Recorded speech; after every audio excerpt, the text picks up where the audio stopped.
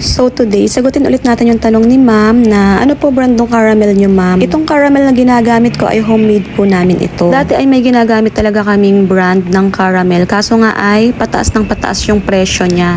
Since marunong naman akong mag-bake, marunong talaga akong magawa ng mga sauces. Kaya naman sabi ko ay mag-switch na lang kami sa homemade syrup namin. So ang ingredients ng ating caramel syrup ay 1 cup na wash sugar, isang can ng condense, isang can ng evap, cornstarch, dilute sa water, and then butter. Lulutuin nyo lang yan sa mahinang apoy. Yung 1 cup sugar is lulutuin muna yan hanggang maging golden brown siya bago nyo ilagay yung milk. Sa susunod na video ko, siguro ipapakita ko na lang sa inyo kung paano talaga namin niluluto yung caramel sauce. And also, chocolate syrup, minsan kami rin yung gumagawa pero kadalasan ay ino-order ko na lang talaga sa supplier. Mabilis kasi ako mapanisan ng homemade chocolate syrup. Siguro dahil ay walang preservatives.